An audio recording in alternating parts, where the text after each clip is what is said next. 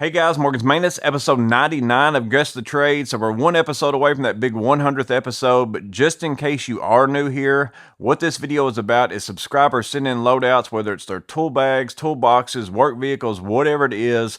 We take a look at the pictures of tools that they send in, and then we guess in the comment section below what it is that we think they do with those tools. Well, there's no answer to be given for the previous episode, episode 98, because it was a reload. That means we looked at somebody's loadout that we'd already looked at before. We already know what they do because they've given us an answer. So we're going to jump right into episode 99, where we're going to look at Chris Simmons' loadout of his Velocity BP50. So a Velocity bag is not something that we've looked at a lot on this channel. I think maybe we've had a few sent in. Maybe that's going to become more prevalent in the future because Steve's Woodshop and Tool Reviews has said Velocity is thinking about moving over here to the U.S. as far as being able to ship from the U.S. instead of paying that high shipping charge to get those bags over here. So maybe more people will start picking those up. We might see more loadouts of those bags in the future, but we're going to look at Chris Simmons' loadout today, look at his tools, see if we've got questions for him, and then see if we can guess what it is that he does with those tools. But let's go ahead and jump into his loadout. So first picture, looks like we're going to start with the outside of the bag. And again, this is a BP50. I'm not real familiar with the Velocity part numbers yet, but this looks like it is a backpack. So if you are a Vito Tech Pack person and you're kind of wanting to know what options does Velocity have for backpacks, this looks like this would be one of them. So it looks like he's got a 12-inch level probably, if I had to guess, a fast cap tape measure, Pika 3030, some bit holders, and then look in the background. Sometimes that helps you when you're guessing. Looks like he's got multiple grinders, corded drill as well. But then we'll move over to the other side. Looks like he's got a pretty decent size hammer. Also gray maybe, and then white and black electrical tape, Fluke non-contact voltage tester, a folding ruler, all there on that other side. Next picture, so this is some sort of a pocket. Let's go back one. Yeah, so over there on the left, it looks like it's off of the front of this bag, but it looks like it's built in. It's not like a separate part or something like that. Couple different, one of them says it is a Krone LSA Plus, and one of them is, maybe we'll see that part number, it's kind of blocked off a little bit. So Chris did send me, like, I know what it is he does. He told me in his email, so I'm not going to give any hints or anything like that, like sometimes I do. And then also he sent me a detailed list of like part numbers, model numbers, brand names, what all his tools are. I actually haven't spent time looking at that list yet because I like to kind of see these the first time whenever I film this, the same as what it would be with you guys watching this. So I'll probably spend some time looking over that after I film this, but I will know what these tools are, but I don't quite know quite yet. But he's got those right there, and it looks like he's got a couple other, some sort of electronic things tucked in there. So we'll see what we go with that. So here they are here in this picture. So that one is a Stanley, looks like a laser measurer right there, and then again it's a Krone LSA Plus, and then also a A139-A9. They look like they're small, like scissor type snips almost of some kind, but I'm sure there's a specific use case for those for people maybe overseas. And then I think that other thing is either a pointer laser or a flashlight. It looks like it has a laser beam based on the writing there, and it says visual fault lockout. So that might be like a pointer laser. And then it looks like he's got two SLT35 remotes. So whatever those are for, again, I have no idea. So he's got those there. So now we're getting into the bag. Also looks like this bag has something that snaps in at the top. I don't know if that's a light or something. Maybe we'll see that in a little bit. But here's the bag opened up, so this would be that front side, I'm assuming. It looks like he's got some stuff tucked in there that maybe we'll see here in a minute. And then you can kind of look off to the left. He's got some part bags over there on the left as well. So this is that red box. So that is down there in that front. That's basically looks like a bunch of hardware. Sometimes this is the biggest giveaway, but he's got a Weehaw insulated driver set, some pencil leads, some alcohol pads. He's got the big wipes, the heavy duty cleans and disinfects. I actually bought some of those. I think they're more prevalent over there than what they are here in the US. I was watching, I think it was maybe the Shadow Foam guy was going around a like trade show over there, and they were making a big deal out of these. So I ended up ordering a pair. It's not that I don't like them. I like the crocodile wipes a lot better, but these are also kind of dried out a little bit, like as they've sit here in this big tub, but I also don't use them quite that often. So his over here are kind of like a individual type thing. So I wonder, that probably actually works out better, because whenever I get one of those out that is like moist and wet, it works way better than the first. So I might have to dig through like 2 or 3 to get the one that's kind of wet. So that setup right there, it might actually be a lot better than buying yourself a big tub, and it's going to fit in your tool bag a lot better. But there is this hardware. Obviously I know what screws are, so I'm seeing those little fittings that are up on the top. I'm going to assume that's for electrical fittings or something along those lines. I don't think it looks like plumbing to me, but I could be wrong with that. So there's some hardware. Again, some of you who are in that same kind of area probably have a better idea of what those are for. So now we'll move on. So that actually on that other side must have been the back side. Let's see if we can tell.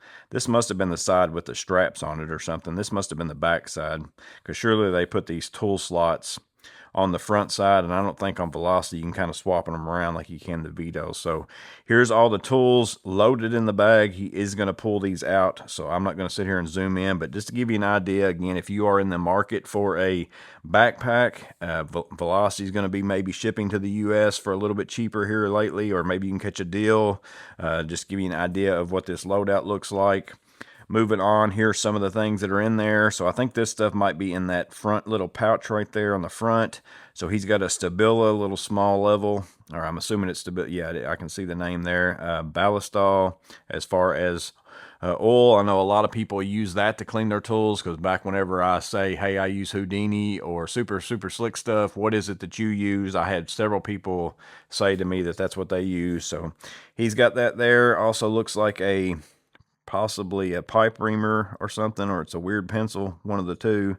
Marksman, or what I would call a chalk shot. There's another tape measure, a little Vera stubby. Whatever that reamer is, it looks like he's maybe got a bunch of different tips. I think that's what's inside of this box over here that fits inside of there. Now that I've zoomed in, I can tell that is for sure a reamer. So that's what that is there. A bunch of different tips. I've not seen that before. Then we've got also a work light that kind of looks like a icon, type work light. And then also the Tool Check Plus there. I think that's the same one that I've actually got. So it's the metric set with a bunch of bits, the metric sockets. It's got the little screwdriver handle, the wrap adapter, and then also the small ratchet. Now we get into over there on the left. Let me zoom in some. We've got let me see if I can read that name. It's kind of getting clear. I think it just says crimpeter or something like that. But basically it looks like a ratcheting style crimper, kind of like my Klein version. He's got the Knipex shears, not the angled version, but the straight. And then he's got a Vera insulated driver set. Let's see, a pair of insulated needle nose from Knipex. I think that's the same pair I've got. A small pair of flush cuts, diagonals down there at the bottom. Those almost look like maybe they're the ones with that power button or something, but I'm not sure. Pair of combo pliers. There's a pair of Knipex with the extra little slot to give you more power as well. So he's got that. Amazon basic screwdriver, Vera slotted with a tang through or demolition style. Small little square. I've got one kind of just like that. I think mine's Fast Cat brand. Milwaukee Fastback. Let's see. I'm trying to see what that kind of 4-in-1 type wrench is. I think it says gear something, but I'm not sure. He's got a Facom adjustable wrench, or Facom. I'm not sure how you say that. Knipex, as far as that, I can't remember what the name of that thing is. Is it it's not the Strix, I don't think, or no, because I've got a pair of the Strix. That's the one where you have the one. I can't remember what that is. I thought about getting it a time or two, but I don't really deal with round cables like coaxial cable or anything. I think that's primarily what that's set up for, so that's why I've never bought it. He's also got a fiber alert as far as for the fluke. He's got some hex keys there, just 2 sizes. That's kind of interesting. That means he uses those 2 right there quite a bit if he's pulled them out of the set. That's mostly what he uses. A pair of little 125 Cobras, and then a Knipex auto stripper. So lots of good tools right there, in my opinion. We'll move on to the next one. Oh, we got some Makita somewhere, some ways smiling out there, but we've got a Makita case. Maybe we'll see some Makita tools. Looks like some drill bits up on the top, so it looks like that opens up. So we've got some masonry bits, some sleeve type anchors. Let's see, some long, looks like Phillips or I guess maybe Posi, but also possibly Phillips. And then he's got some slotted and Phillips down in the middle, some washers. So basically just some ways to anchor things to the wall. And then we'll move into what's inside this box. Oh, some way is sad, because we had this Makita box, possibly going to have some Makita tools, and then we open this box, and sure enough, there's Milwaukee tools right there. So looks like he's got the M12. He's got the new version of the Milwaukee M12 hammer drill. I absolutely love that thing right now. It's really good. The old version was good too, but the new features on that one make it well worth it in my opinion. He's got the new M12 oscillating tool, and then he's got a, let's see, looks like the regular M12 quarter-inch impact and hammer drill right there as well. Also got some extra batteries, and he's got a carbide like hole cutter up there. I've got a set of Klein like that stays in a box. Actually works out very well for a lot of things, so he's got that right there as well. Next picture is his name, so that's this final picture on the loadout. So there is the tools that he uses, so mostly M12, no real big ones. And again, I can get most of my work done with M12 as well, especially in my service type stuff. There's kind of his drill bits, anchors, kinds of things like that. That's the Makita case he's using. Here's most of the hand tools that are in his backpack, or at least in that front section. There's his tool check. There's some marking tools and just some reamer and odds and ends, several keys. There's the bag loaded out. There's a kind of hardware case, cleaning wipes, insulated driver. That's how that fits into the bag. There's that front pouch, the things that are in that. Those things right there, again, if you work somewhere in the same general area as him and you see these, you probably know exactly what it is he does, so make sure and guess below. There those are loaded in. And then here are the two sides of the bag with that first picture that we started out with. But a nice loadout from Chris Simmons. Again, it is a Velocity BP50. I'm not super familiar with those part numbers quite yet, but if you like using a backpack for a tool bag, there's not a lot of good options out there, so maybe Velocity is something that you might want to look into. I don't know how the price compares to the Tech Pack from Vito as far as that goes, or the size comparison. You'd have to look all those things up. You know, I don't know those things off the top of my head. Lots of nice tools. We had some Knipex, some Weehaw, also some Vera as well. Again, M12, I like to see those things because those are the tools that I run, so it's very interesting.